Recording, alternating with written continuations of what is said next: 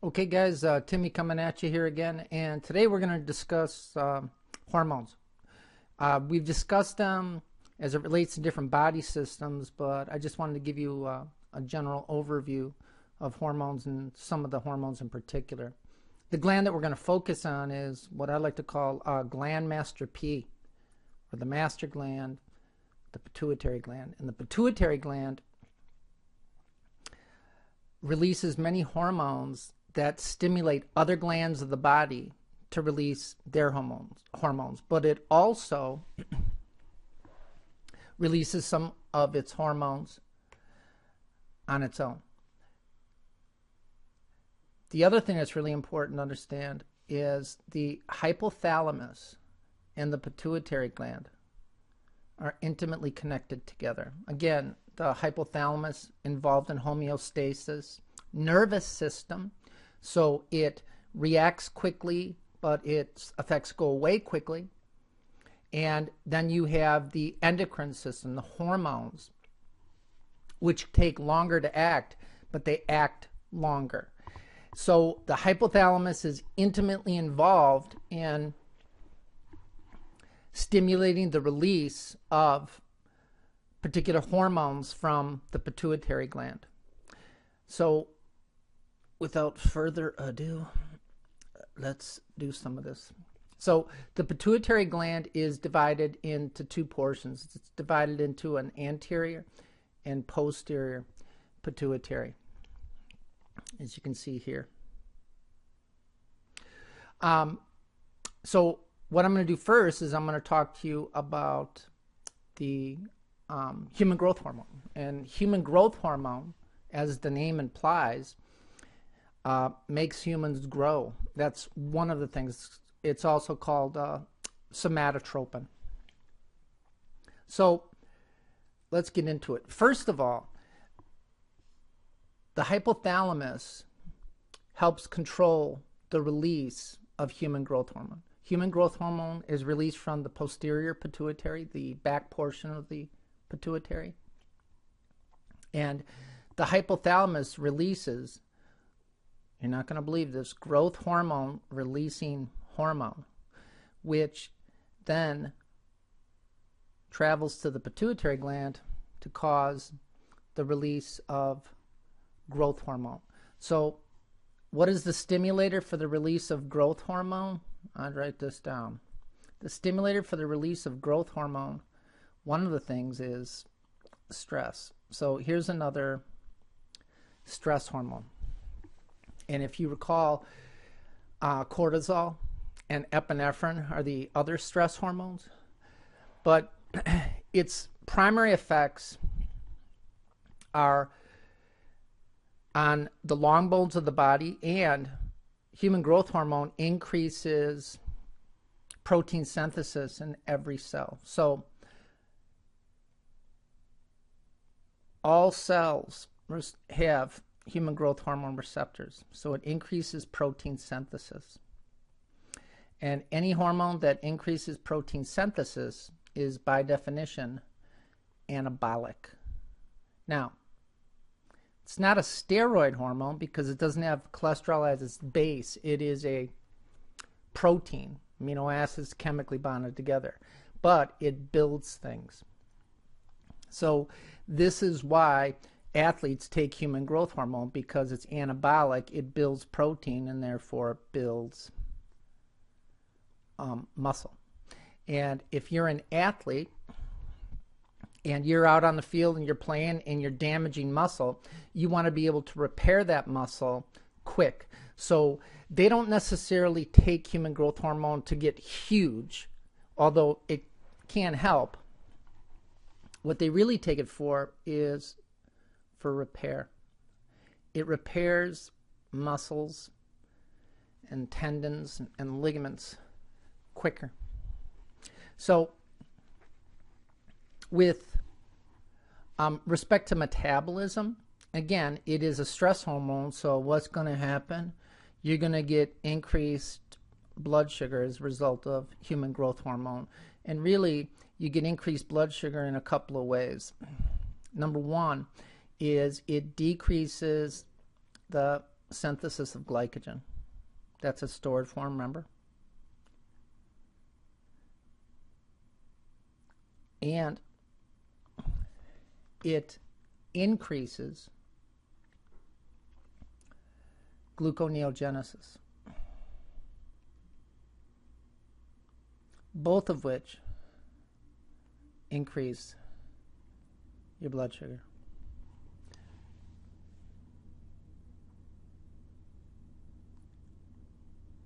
The other thing it does is, and as we know, we'll just show this. What's in a fat cell? You should write that down. There's fat in a fat cell. So when human growth hormone is around, HGH or growth hormone, you have growth hormone receptors. Human growth hormone is going to bind in fat cells.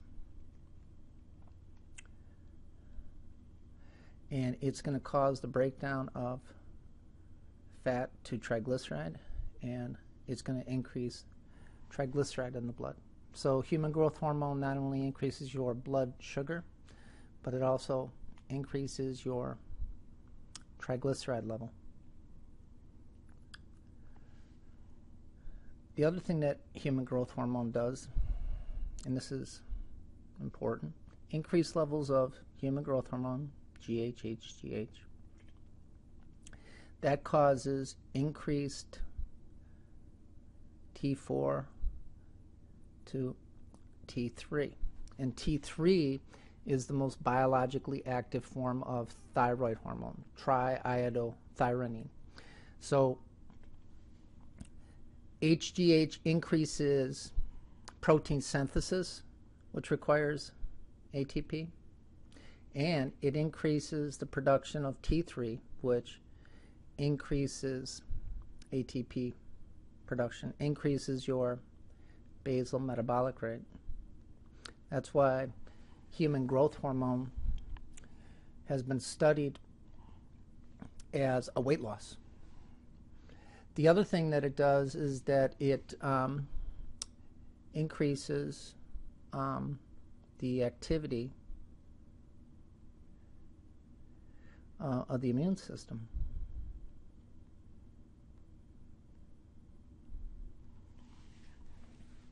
Now, again, human growth hormone, as the name implies, affects literally every cell of your body. And its most profound effects are on the skeletal system. So, if you look here,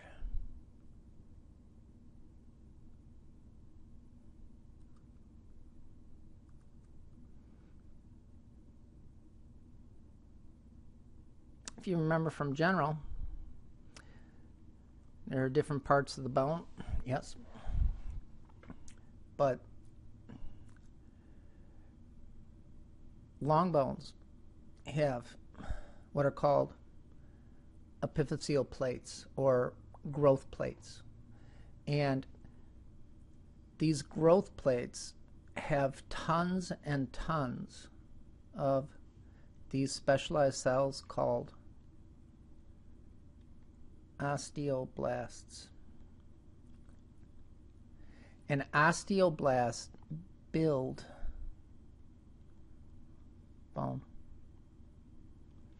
And under the effects of human growth hormone, HGH dramatically increases osteoblastic activity. It will stimulate the growth plates, and it will cause the long bones of the body to get longer. Now, if you're a woman, how tall you was at 17 is how tall you is. So most women, their epiphyseal plates will seal, those growth plates will seal at the age of 17. For guys typically don't hit their maximal height until about 24. And once those epiphyseal plates seal, the bone cannot get any longer. So if there is a tumor of the pituitary gland which causes high levels of human growth hormone, depending on when you experience that tumor, that will determine kind of the problems that you're going to have. If you have human growth hormone, high levels of human growth hormone before puberty,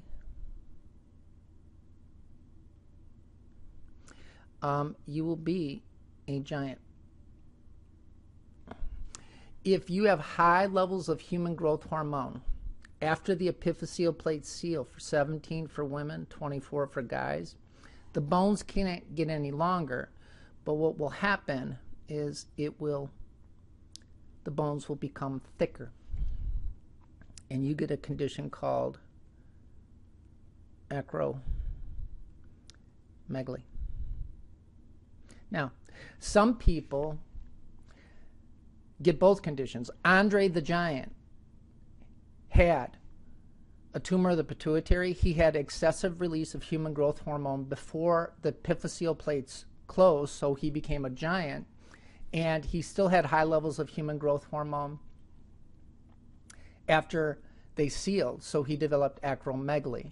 I'd just like you to think now for a minute, what are the odds of someone becoming a giant and his last name was the Giant, like Andre the Giant? Yeah, that's good. The other thing that human growth hormone does is that it increases the production of cartilage. That's why they tend to have big sausagey looking fingers and kind of Lincoln log legs. That's the increased production of collagen as a result of human growth hormone. Now, the opposite is true. The opposite is true if you lack human growth hormone. Okay, that brings us into if you lack human growth hormone. So if you lack human growth hormone, before puberty or even after, you will become a dwarf. And there's several different types of dwarfism. The most common is dwarfism that affects the long bones of the body. So if you look at Wee Man from Jackass, he's got a normal size gourd, a relatively normal size trunk, but he's got little arms and legs and these little sausagey fingers because, again, human growth hormone has its most profound effect on the long bones of the body. So that is human growth hormone. The next two hormones I want to talk to you about are calcitonin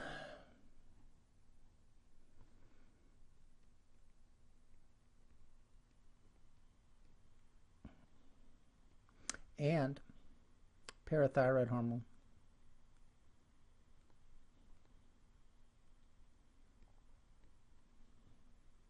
Calcitonin and parathyroid hormone are intimately involved in maintaining homeostatic blood levels of calcium. So if you think of insulin and glucagon, insulin lowers your blood sugar, glucagon raises it. Parathyroid hormone raises your blood levels of calcium. Calcitonin lowers your blood levels of calcium. So let's just look at a couple of systems that could be affected. So watch.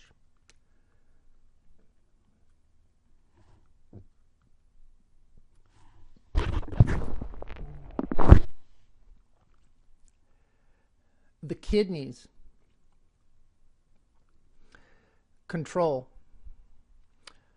homeostasis with respect to electrolyte levels. So calcitonin and parathyroid hormone.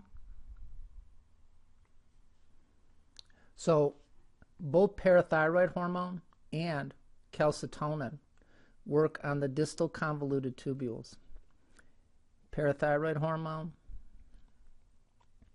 and calcitonin. And what do they work on?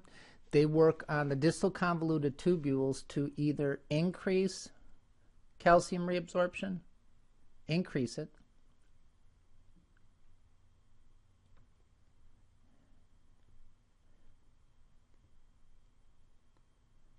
or decrease it.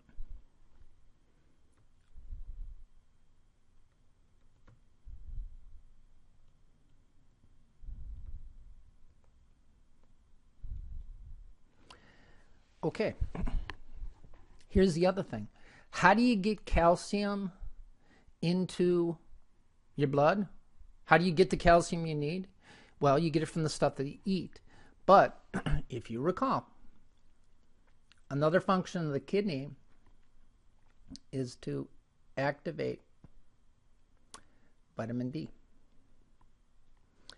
And vitamin D is required to absorb calcium from the gut. So without vitamin D, you're not going to be able to absorb calcium from the gut. That's why calcium and vitamin D as supplements are typically given together. See how this all works out? All right. So here we go. So watch it. Parathyroid hormone, as the name implies, is 4 parathyroid glands embedded in the little wings of the thyroid gland. And that's where parathyroid hormone is released. And you're not going to believe this, but the function of parathyroid hormone is to raise your blood levels of calcium. Now, if you understand that's its function, then what we talked about just a few seconds ago will make complete sense. So here we got a cell. This is a parathyroid cell. And you're not going to believe this. Somebody's really got to stop me. There are calcium receptors in the parathyroid gland. And if the parathyroid gland calcium receptors detect a drop in blood levels of calcium, the free-floating calcium,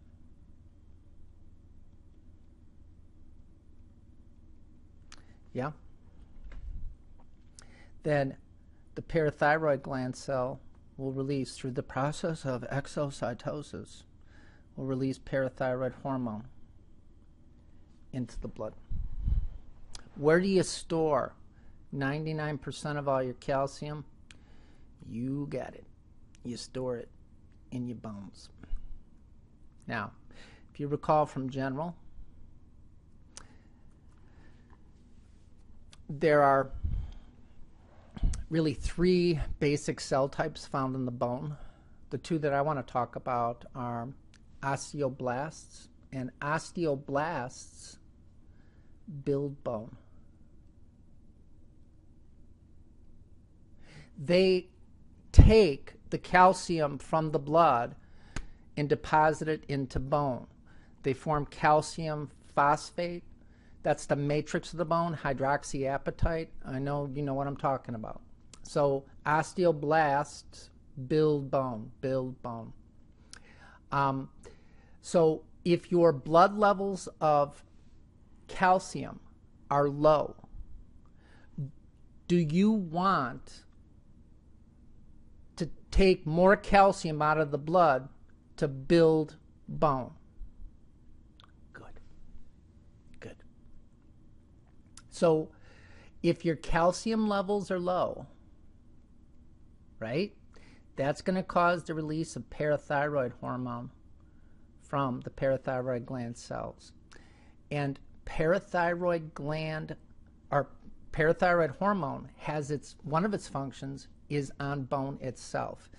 It will inhibit, parathyroid hormone inhibits osteoblasts, so you don't build bone, and it stimulates osteoclasts. So parathyroid stimulates osteoclasts. Osteoclasts are the cell in bone that takes the calcium and phosphorus or phosphate and breaks it down and liberates that free calcium into the bone. So high levels of parathyroid hormone can lead to thinning of the bone, osteoporosis. The other thing is, if your blood levels of calcium are low, do you want to be peeing out all your calcium? No. So parathyroid hormone acts on the distal convoluted tubules to reabsorb calcium into the blood. And that reabsorption of calcium into the blood will raise your blood levels of calcium. How do you get calcium from your diet? Parathyroid hormone will then activate vitamin D, right? Increase the production of vitamin D and activation by the kidney. And when you have more vitamin D, that will increase the absorption of calcium from the gut. All of which is designed to increase your blood levels of calcium. And once your blood levels of calcium are back to homeostasis, then, not going to believe this, little negative feedback, the calcium levels go up to normal. There is no longer a stimulus for those calcium receptors, and the amount of parathyroid hormone decreases in your blood. So, what's the opposite of parathyroid hormone? That is, of course, calcitonin. And calcitonin is released from specialized cells within the thyroid gland itself. And calcitonin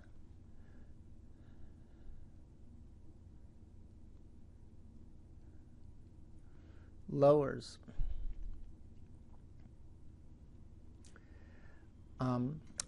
blood levels of calcium. So you eat, drink milk, eat, lay out in the sun, you're going to increase the amount of calcium in your blood. What's the goal of the body? I haven't pulled that one out in a while, huh?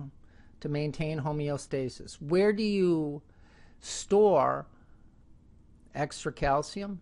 You store it in your bones.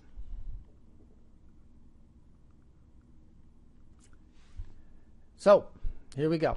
You got specialized cells of the thyroid gland, right? And when they encounter elevated levels of calcium in the blood, they're going to cause the release of the hormone cal. We'll call it calcitonin, cal. Now, think about it for a minute. Again, where do you store a bunch of calcium? Your blood levels of calcium are high. So if calcitonin is stimulated to be released by high calcium levels in the blood, what do you think calcitonin is going to do? You got it. It's going to lower your blood levels of calcium. How does it do that? Calcitonin stimulates osteoblasts. What do osteoblasts do? They build bone. What's bone made out of? Calcium and phosphate. So it will take that extra calcium from the blood and deposit it into bone. And how do you do that? You stimulate osteoblasts. Also, calcitonin inhibits osteoclasts. What do osteoclasts do? Osteoclasts break down bone. You don't want to break down bone when your blood levels of calcium are high. What do you want to do? You want to prevent that from happening. So you want to take the extra calcium that's in the blood, deposit it on the bone. Let's look at your kidneys for a minute, right? So what did parathyroid hormone do? Parathyroid hormone increased calcium reabsorption back into the blood. Why? Because your blood levels of calcium were low. So what is calcitonin going to do? Calcitonin is going to prevent calcium from being reabsorbed back into the blood. So it's going to inhibit parathyroid hormone, and it is going to stimulate the removal of calcium into the urine, thereby peeing out that excess calcium, lowering your blood levels of calcium. Now, how do you get calcium into the body, into the blood? You need active vitamin D. Well, what do you think? If your blood levels of calcium are high and you want to lower them, do you want to activate more vitamin D in the kidney? Absolutely not. So calcitonin inhibits the synthesis of and activation of vitamin D. And it works just the opposite of parathyroid hormone, which completely makes sense. And calcitonin is released until your blood levels of calcium are back to normal. So calcitonin, parathyroid hormone, intimately involved in maintaining blood levels of calcium. Just a couple of things, just real quick. Again, if you have a tumor of the pituitary, or you have a tumor of a gland, like if you have a parathyroid tumor, it can cause hypersecretion of that hormone. So what's it going to do? High levels of parathyroid hormone is going to increase blood levels of calcium. So parathyroid tumors can cause hypercalcemia. And to be perfectly honest,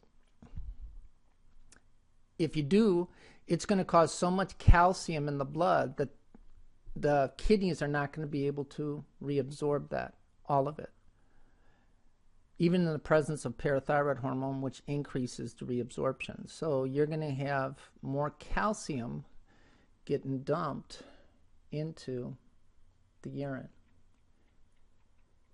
So, and with a bunch of calcium sitting in the urine's commons area here, calcium likes to hang out. Calcium likes to hang out with urate, citrate, oxalate. Ain't that great? And that can form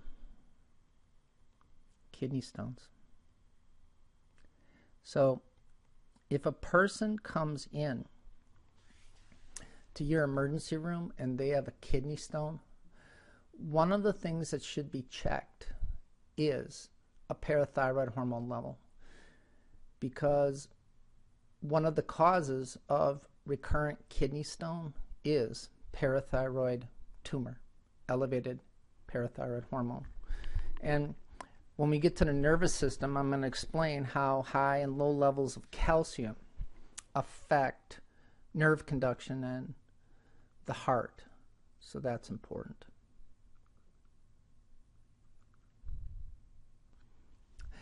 Okay, so that's my little 2-bit information on human growth hormone and its effects, and on calcitonin and parathyroid hormone.